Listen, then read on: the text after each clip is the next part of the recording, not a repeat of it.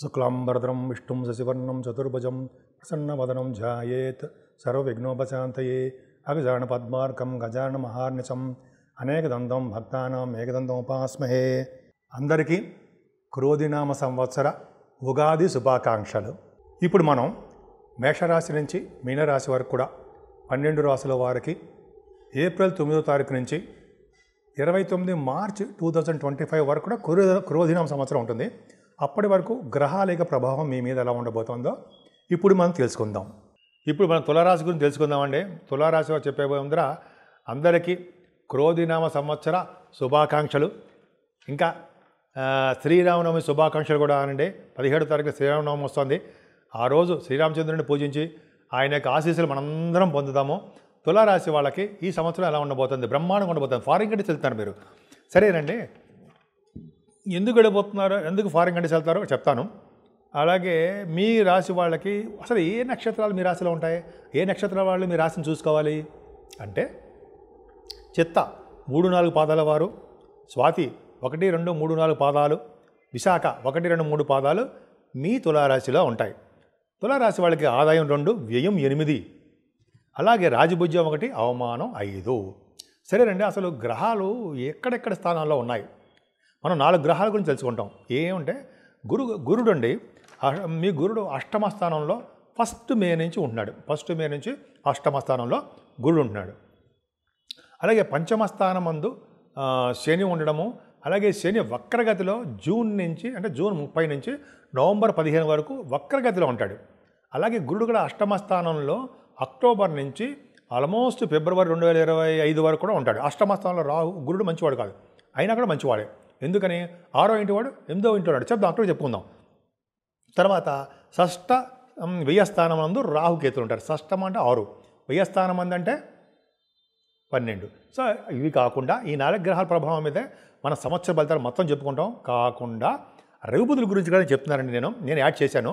ఈ రవిబుధులు కూడా ఎలా ఫలితాలు ఇస్తారు అన్ని రాశుల వరకు కూడా చెప్తున్నాను. మొత్తం 6 గ్రహాల యొక్క ప్రభావం మనం చూద్దాం. అద్భుతంగా ఉంటుంది. తులారాశి వారికి ఈ సంవత్సరము గురుడు సానుకూల మరియు ప్రతికూల పరిస్థితులను సృష్టిస్తూ ఉంటాడు. సంవత్సరం ప్రారంభం నుండి మీకు డబ్బు ఖర్చు ఎక్కువగా ఉండేది చేస్తూ ఉంటాడండి. అనుకున్న సమయానికి డబ్బులు రాక కొన్ని సందర్భాల్లో ఇబ్బంది పడతారు. అప్పుడు కంగారు పడకండి. అంతేకాకుండా చిన్న ఇబ్బంది పడతారు. కానీ మీ తులారాశి వాళ్ళకి ఈ సంవత్సరం మొత్తం కూడా చాలా బాగుంది. ఎందుకంటే మీరు అనుకున్న పనులు అనుకున్నట్టు సాధిస్తారు. అన్ని రంగాలను విజయం సాధిస్తారు. కార్యోత్సాహం ఉంటుంది. మీరు దగ్గర ప్రాంత ప్రయాణాలు, దూర ప్రాంత ప్రయాణాలు, తీరా బండి అంటారు, అయితే తీసేస్తారు, వెళ్తూనే ఉంటారు. అలాగే ఎదుటి వాళ్ళ సలహాలు ఇస్తారు. జ్ఞాపక శక్తి ఎక్కువ, జ్ఞాన సంపద, బుద్ధి బలం మీకు తోడవడం వల్ల అన్ని రంగాలను విజయం సాధిస్తారు. కార్యోత్సాహం ఎక్కువ ఉంటుంది.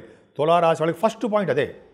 తర్వాత మీ సెకండ్ భావానికి కూడా గురుదృష్టి ఉందంటే, అంటే ధనస్థానానికి శని చూస్తున్నాడు. చిన్న ఇబ్బందులు కలిగిస్తూ ఉంటాడు. కుటుంబంలోనూ ధనాన్ని లేట్ చేయడంలోనూ ఇబ్బంది కలిగిస్తాడు. కానీ గురు ప్రభావం, గురు బలం స్ట్రాంగ్గా ఉంది, ఇంతకు ముందులో కాదు. అంటే ధన సంపద పెరిగిపోతుంటుంది. అంటే మీరు ఉద్యోగాల్లో కానీ వ్యాపారాల్లో కానీ మీరు వృద్ధి కలుగుతుంటుంది. వ్యాపారాలు వృద్ధి కలుగుతూ ఉంటాయి. ధనాదాయం పెరుగుతుంది. కాకపోతే ఏంటంటే లేట్గా వస్తాయి. కానీ కుటుంబంలో కూడా మీకు మంచి బ్రహ్మాండంగా ఉంటుందండి. కుటుంబ స్థానము చాలా బాగుంది, వృద్ధిగా ఉంటుంది. వృద్ధి అంటే డెవలప్మెంట్స్. గాయకులకి, అలాగే యాంకరింగ్ వృత్తిలో ఉన్న వాళ్ళకి డబ్బులు బాగుంటాయి. మీ వృత్తిరీత్యా విదేశీ పర్యటన చేస్తారు. మీ జాతకంలో ఉంది. మీ జాతకంలో చూసుకోండి. గోచారీత్యా ఇవన్నీ ఉన్నాయి. ఆర్థికంగా బాగా డెవలప్ అవుతారండి. మీరు తరచూ దగ్గర ప్రాంత ప్రయాణాలు చేయడానికి అవకాశం ఉంది. మీ తోబుట్టువుల వలన సహాయ సహకారాలు మీరు పొందుతారు. అంతేకాకుండా మీరు కూడా వారికి సహాయ సహకారాలు చేస్తారు. 3వ భావం అద్భుత గురుడు ఉన్నాడు కదండి. గురు ప్రభావం అలా ఉంటుంది. ఏదైనా 4th భావం పర్ఫెక్ట్గా చాలా బాగుందండి. వీరు ఇలా బాగుండడం వలన, 4th భావం బాగుండడం వలన ఒక అద్భుతమైన యోగము. అంటే ఆగస్టు నుంచే మీకు చాలా మంచి ఫలితాలు వస్తాయండి. అసలు యాక్చువల్గా మీకు తల్లిగారి ఆరోగ్య పరిస్థితి బాగుండడము, వాహనాలు కొనుక్కోవడము, ఆభరణాలు కొనుక్కోవడము, భూములు కొనుగోలు చేసుకుంటారు, గృహప్రవేశాలు కూడా చేస్తుంటారు. అంటే గృహాలు కొనుక్కుంటారని. అలాగే సంవత్సరం మొత్తం గురుబలం బాగుందండి, స్ట్రాంగ్గా ఉంది. సుఖపడే తత్వం మీకు బాగా సుఖపడతారు. ఎక్కడికి వెళ్ళినా సుఖపడతారు. ఎక్కడికి వెళ్ళినా ఫుడ్ మీకు దొరుకుతుందండి. అంటే మీకు పిలిచి ఆదరించి ఫుడ్ పెడతారు. ఫుడ్ అంటే అన్నం కాదండి. అన్నమే కాకుండా మీకు ఏది ఇష్టమైతే అది కడుపు నిండుతుందో అది మీకు బాగా చక్కగా తింటారు.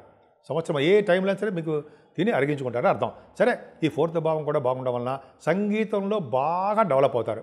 4th భావం సంగీతం కూడా చూస్తాము. 4th భావం బంగారు ఆభరణాలు కూడా బాగా ఉంటాయి మీ ఇంట్లో. కొనుక్కుంటారు, సంవత్సరం మొత్తం కొనుక్కుంటారు. ముఖ్యంగా బట్టలు ఎక్కువగా మీకు కొత్త కొత్త వస్త్రాలు కొనుక్కుంటారండి. మీకు అద్భుతంగా ఉంది. పంచమ స్థానంలో శని రెట్రోగ్రేషన్ కూడా ఉన్నాడు. జూన్ నుంచి నవంబర్ వరకు కూడా వక్రగతిలో ఉంటాడు. అసలు యాక్చువల్గా శని మీకు మంచివాడు ఉండవు. కాకపోతే అంటే 4th హౌస్లోను 5th హౌస్లోనూ ఎక్కువ ఫలితాలు ఇవ్వడు, మంచి ఫలితాలు ఇవ్వడు. అది అష్టమంలో మిగతా చోట్ల ఉంటే మంచి ఫలితాలు ఇస్తాడు. సరే, పంచమ స్థానంలో ఉన్నాడు కదా, ఏ ఫలితాలు ఇవ్వాలి అంటే పూర్తిగా సంతాన యోగాన్ని కలగేట్ చేస్తూ ఉంటాడు.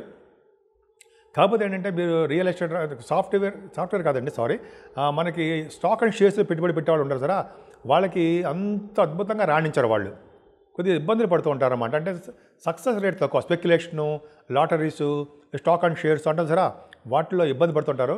అలాగే స్పోర్ట్స్ రంగంలో కూడా ఆదరణ తగ్గడానికి అవకాశాలు ఉన్నాయి.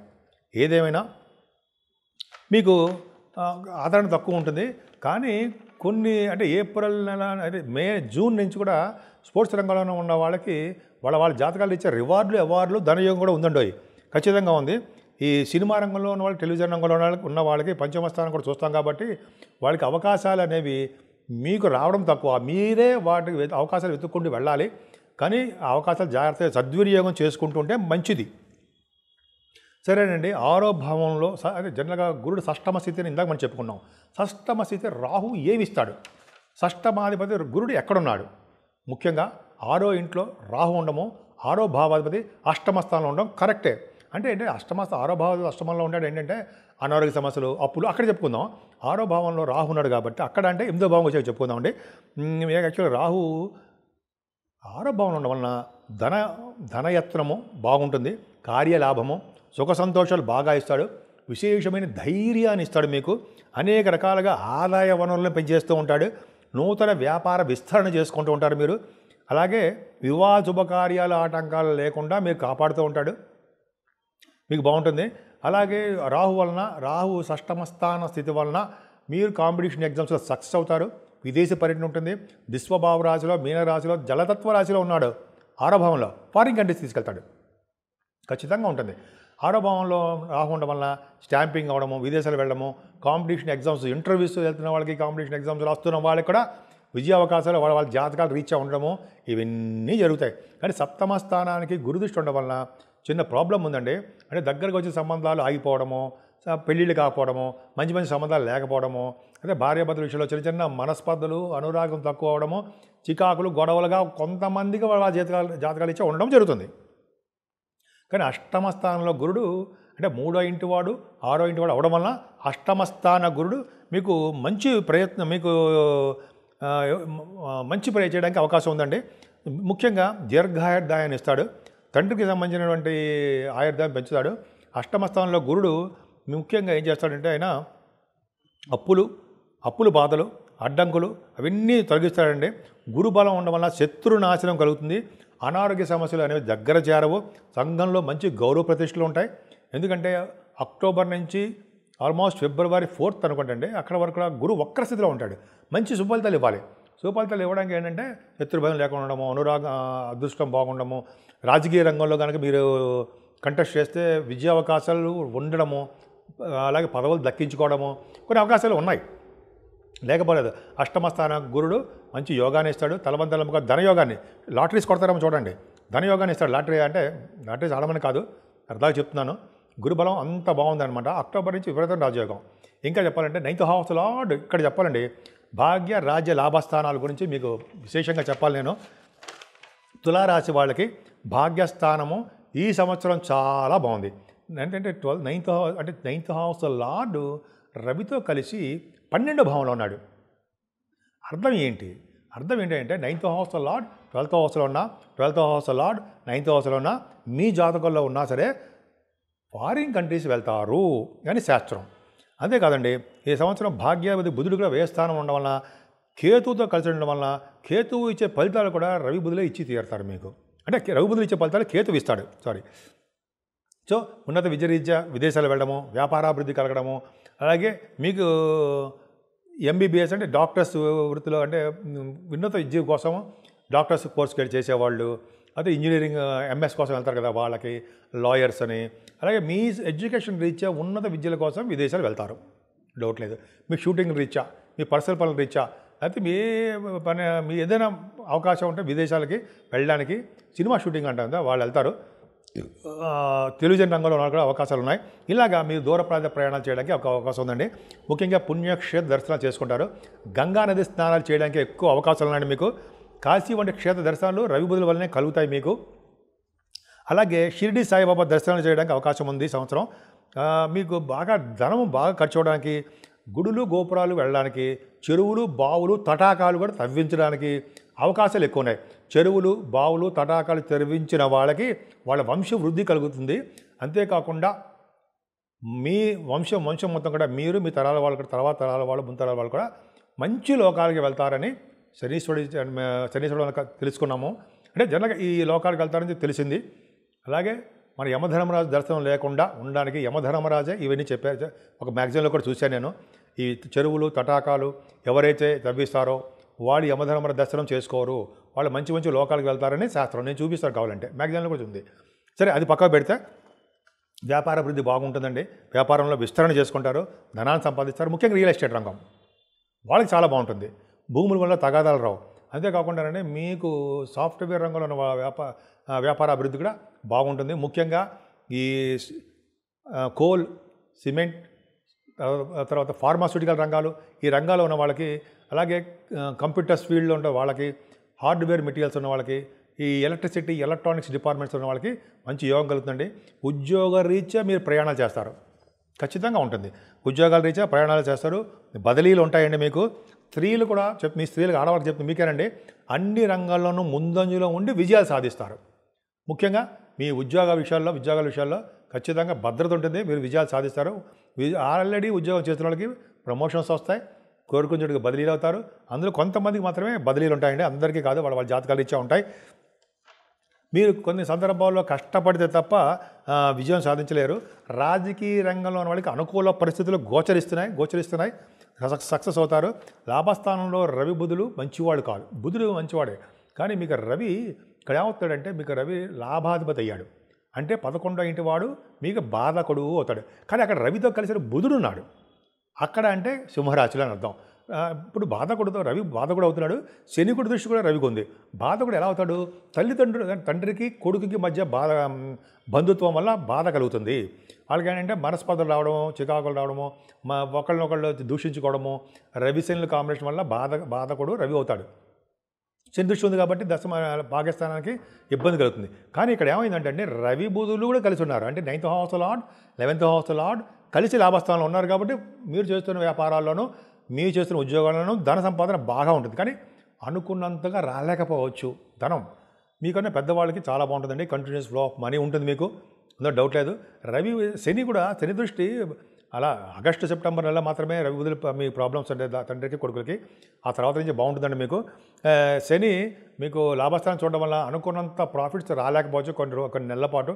ఏదేమైనా 12వ భావంలో రవితో కలిసిన బుధుడితో కలిసిన కేతు ఉన్నాడండి. వ్యయస్థానంలో కేతు ఉండడం వలన, అలాగే గురు దృష్టి కూడా ఉండడం వలన 12వ భావానికి, అంటే ఆల్మోస్ట్ 12వ భావానికి మీకు సర్వత్రా విజయం కలగడానికి అవకాశం ఉందండి. 12వ భావం ఉన్న కేతువుకి గురు దృష్టి ఉండడం వల్ల జ్ఞానాన్ని వృద్ధి చేసుకుంటూ ఉంటారు. మీరు కమ్యూనికేషన్ స్కిల్స్ని డెవలప్ చేసుకుంటారు. సెప్టెంబర్ అక్టోబర్ నెలలో విదేశీ పర్యటన మీరు చేసి తీరుతారు. మీ జాతకాలు ఇచ్చి చూసుకోండి. సెప్టెంబర్ అక్టోబర్ నెలలో మీకు విదేశీ పర్యటన ఉంటుంది. ఎందుకని? రవి బుధులు మీకు 12వ భావం ఉండడమే కారణము. బుధుడు ఎగ్జాల్టేషన్లో వచ్చే స్థితిలో ఉండడము, పరమోచ్చలో ఉండడము, కేతువుతో కలిసి ఉండడం వల్ల రవి బుధులు ఇచ్చే ఫలితాలు కేతువు కూడా ఇచ్చేస్తూ ఉంటాడు. అని ఏంటి, దైవ దర్శనాలు ఏడు చేస్తూ ఉంటాడు, దూర ప్రాంతాలు ఏడు చేస్తుంటాడు, అలాగే సన్మానాలు మీకు బాగా ఏడు చేస్తుంటాడు. మీకు తటాకాలు, బావులు, చెరువులు తవ్వించేట్టు చేసి, గురు ప్రభావం ఉంది కదండి 12వ భావానికి, అద్భుత జ్ఞాన బ్రహ్మాండం పెంచి ఉంటారు. గాయత్రి మంత్రం వలన అద్భుతమైన ఫలితాలు పొందేట్టు చేస్తుంటాడు. ఇవన్నీ బాగున్నాయండి. ముఖ్యంగా మీ రాశి వాళ్ళకి ఈ సంవత్సరంలో, ఈ నెలలో కూడా, క్రోధినామ సంవత్సరంలో కూడా శ్రీరామనవమి కూడా వస్తుందండి. మీ అందరికీ శ్రీరామనవమి శుభాకాంక్షలు. మీరు సూర్య నమస్కారాలు చేసుకోవడము, గాయత్రి మంత్ర ఉపాసన, అలాగే లలిత సహస్రనామ పారాయణము, దేవి ఉపాసన చేయడం వల్ల మరింత బలం కలుగుతుందండి. అలాగే ముఖ్యంగా శ్రీరామచంద్రుడిని కొలిచిన వాళ్ళకి, శ్రీరామచంద్రుడి కళ్యాణం చేయించుకున్న వాళ్ళకి, అలాగే గాయత్రి మంత్ర జపం ఆడవాళ్ళు కూడా చేయించండి. కొన్నాళ్ళు 40 రోజుల పాటు చేసిన వాళ్ళకి శని వలన వచ్చే దోషాలు ఏమైనా ఉంటే అవన్నీ పోవడమే కాకుండా సర్వత్రా విజయము కార్యసిద్ధి కలగడానికి మీ తులారాశి వాళ్ళకి ఎక్కువ అవకాశాలు ఉన్నాయి.